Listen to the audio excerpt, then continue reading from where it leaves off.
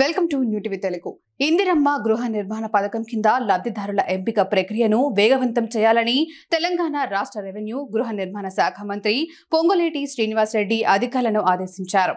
అర్హులైన నిరుపేదలను గుర్తించడంలో జాప్యం చేయవద్దని, ఒకవేళ అనర్హులను తేలితే నిర్మాణం మధ్యలో ఉన్నప్పటికీ కేటాయింపును రద్దు చేస్తామని స్పష్టం చేశారు. సచివాలయం నుంచి ప్రభుత్వ ప్రధాన కార్యదర్శి రామకృష్ణారావుతో కలిసి మంత్రి పొంగులేటి ఇందిరమ్మ ఇల్లు, భూభారతి, నీట్ పరీక్ష నిర్వహణ ఏర్పాట్లపై జిల్లా కలెక్టర్లు, ఎస్పీలతో వీడియో కాన్ఫరెన్స్ ద్వారా సమీక్ష నిర్వహించారు.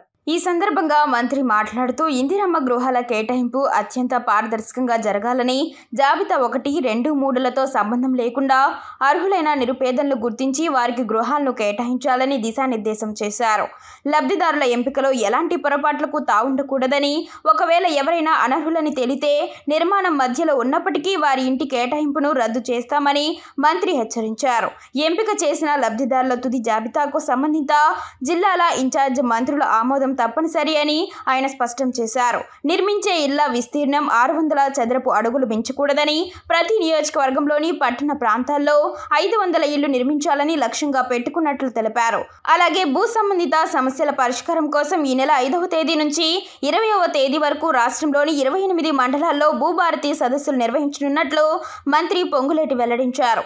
ఈ సదస్సుల ద్వారా ప్రజల భూ సమస్యలకు పరిష్కారం లభిస్తుందని ఆశాభావం వ్యక్తం చేశారు.